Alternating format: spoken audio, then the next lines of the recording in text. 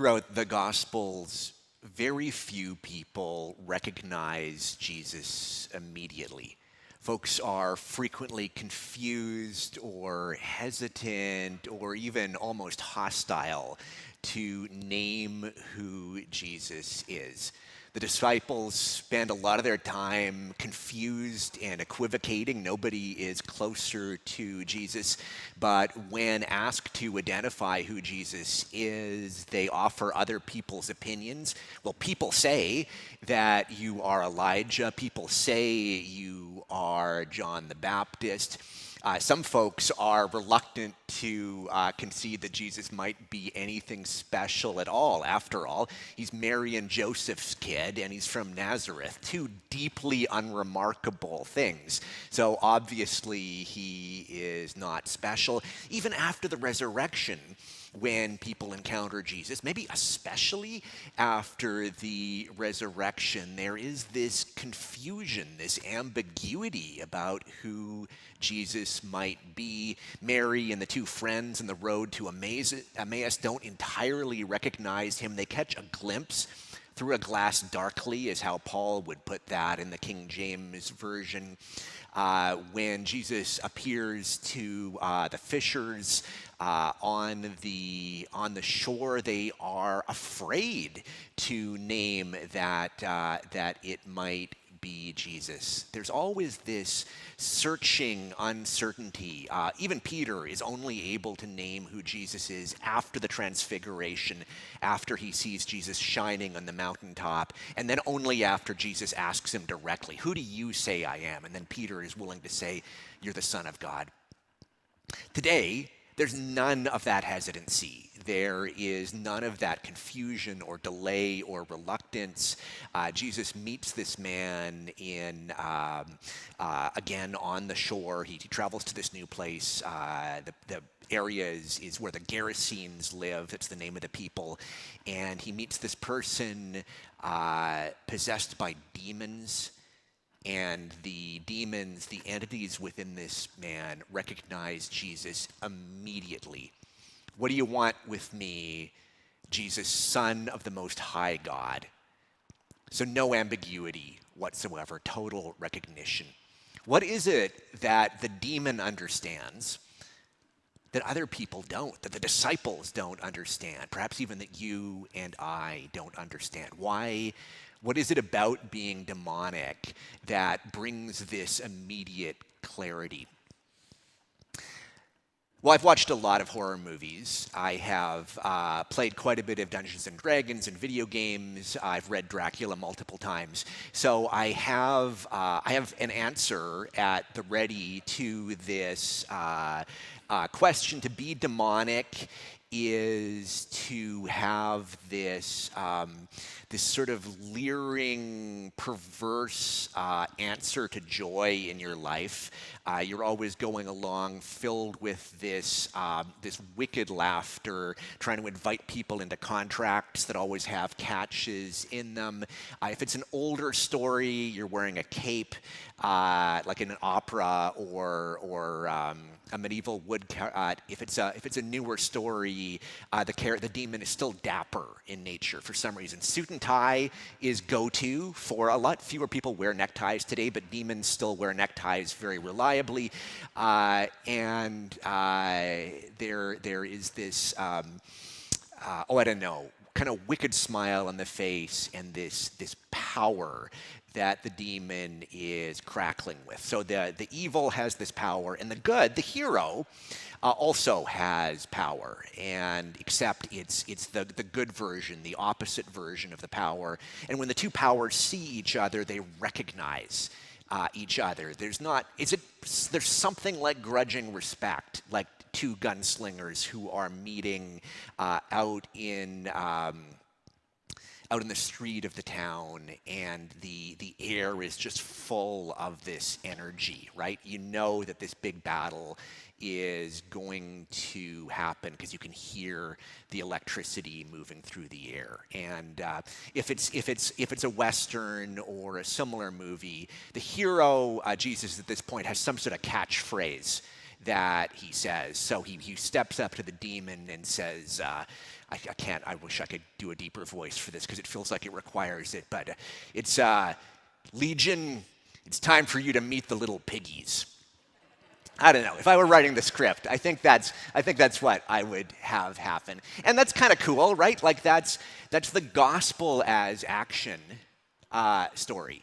It's the gospel as action movie. Except none of that's in the text. All of that is stuff I've brought with me from popular culture. All of these ideas. I remember, have I said this to you before? I remember reading the Bible for the first time, and because I had these expectations about what was going to be in there, I kept waiting for like the lake of fire and the guy with the pitchfork to show up. I kept waiting for these really sort of graphic depictions of hell, and they kept not showing up. I made it to the end of the book, and they weren't ever in there, and I was like, oh my God.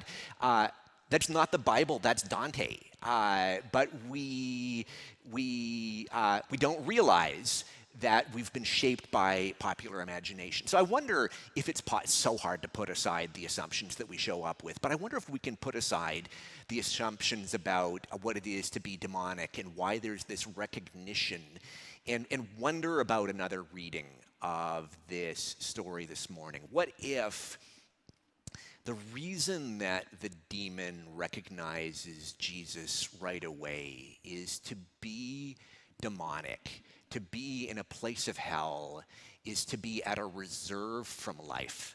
It is to be watching life from the bleachers, and as a consequence, to have some clarity about what is going on. You see things immediately with this disinterest because you're not involved in the day-to-day muck and messiness of being alive. To be fully alive is necessarily to engage in risk. It is to make yourself vulnerable. It is to risk disappointment and heartbreak. What does Mary Oliver say in her beautiful poem? Doesn't everything die at last and too soon?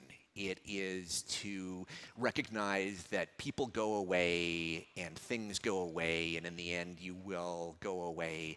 And there is this there's heartbreak in that. There is loss, there is grief, there is searching, there is what the scripture calls wilderness in the experience of being alive. There is no avoiding this stuff.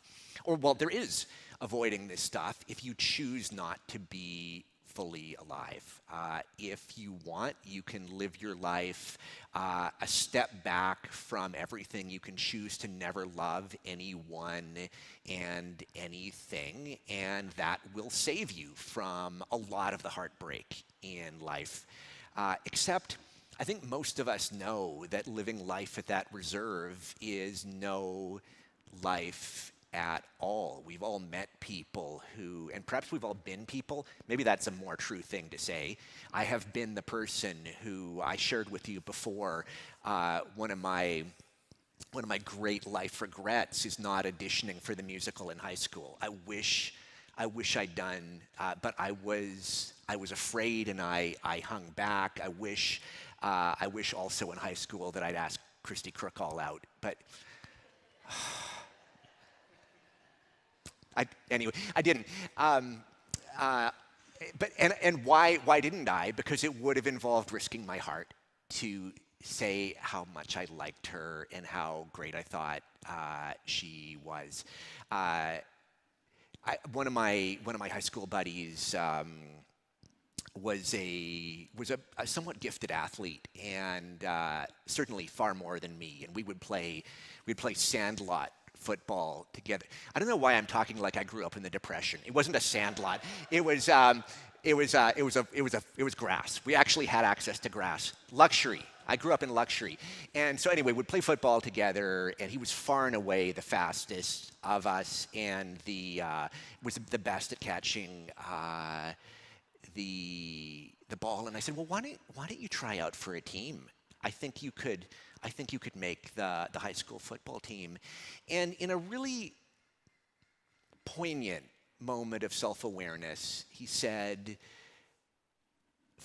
this is the one thing I'm really good at. And if I tried out for the team and didn't make it, then I'd find out I wasn't good at this either. And I say that I hope it doesn't sound like I'm sitting in judgment of my friend. I share that story because I recognize myself in it. I think we've all done that and paid a huge price for being at this reserve, to apply for a school, to apply for a job, to say to someone, I love you, is necessarily to be vulnerable. When you say I love you to someone, they might respond with terrible words like, oh, that's so sweet of you. And this is a risk. And I wonder if to be stuck in hell, to be demonic, is to say, I'm just not going to take any of these risks. I am going to recede from life where it is safe and where no one can break my heart, and no one can disappoint me, and no one can leave me, because I'm giving my heart to nothing and to no one. The demons, the legions, see Jesus right away because they have no hope for Jesus, because they do not wish or long for Jesus to be anything. Everybody else longs for Jesus to heal them, longs for Jesus to teach them, longs for Jesus to set them free, longs for salvation from Jesus.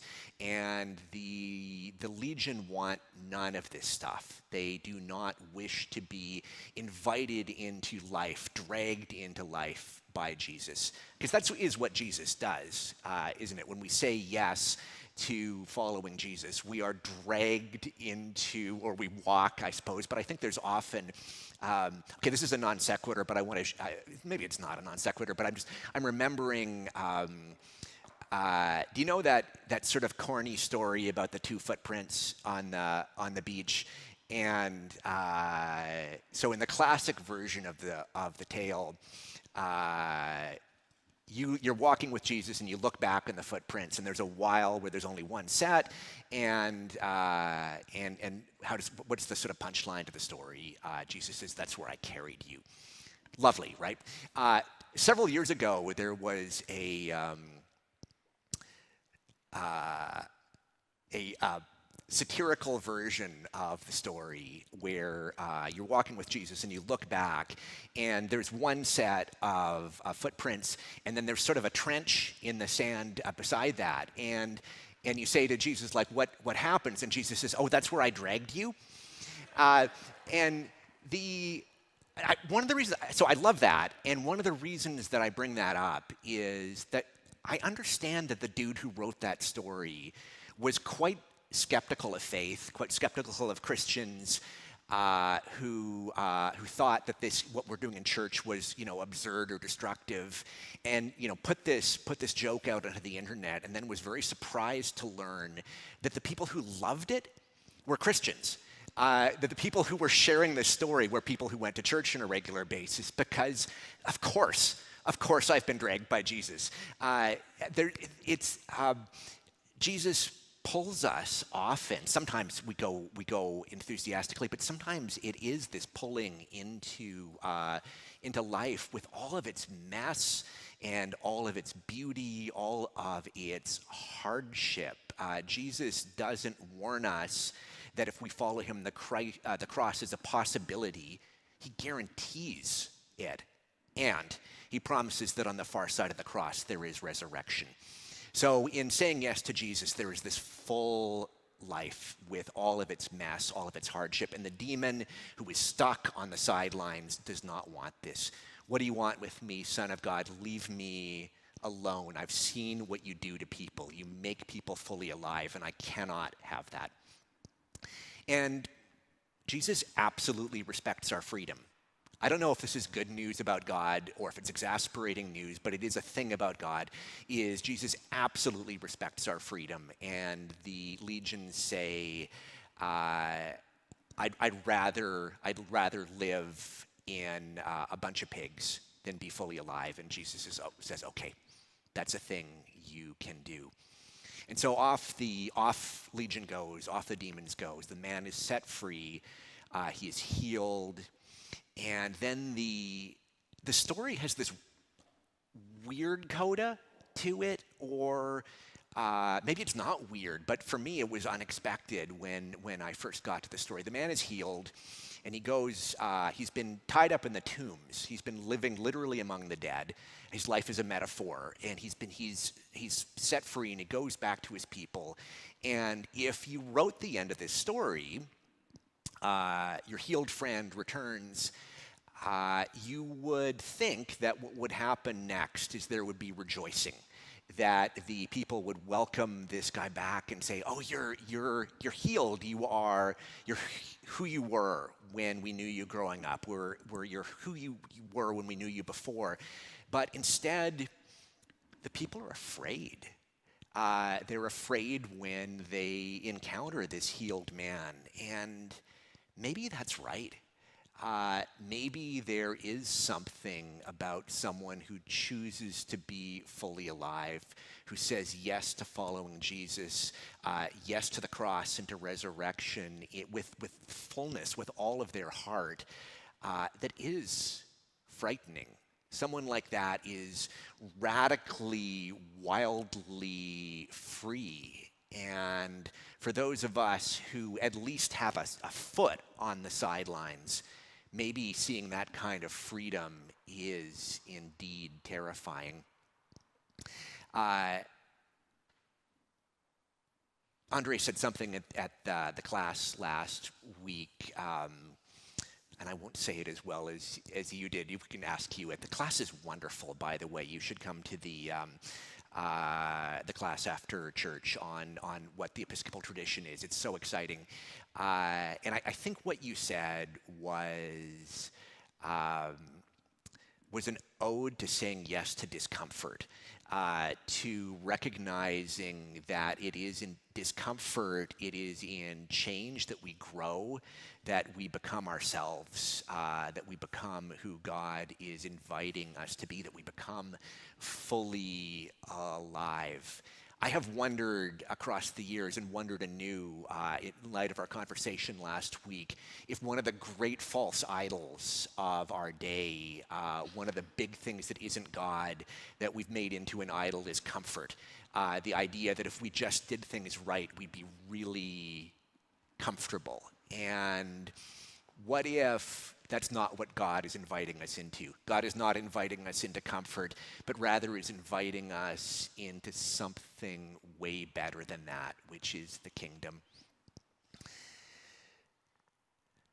Follow me, Jesus says. I'm inviting you to step out of the sidelines, out of the bleachers, and into the field. I'm inviting you to participate fully in life. Dare we say yes? Dare we engage in the act of vulnerability, of risk that is saying yes? I hope that together, with God's help and with the help of the body of Christ, we may say yes and accept Jesus' invitation into life. For after all, God, who is with us, came that we might have life and have it abundantly. So even as it is hard to recognize Jesus, even if we don't have the clarity that comes from a distance, even if we only catch a glimpse, when that glimpse comes, may we act upon it. May we say yes when Jesus calls us and follow him into the kingdom.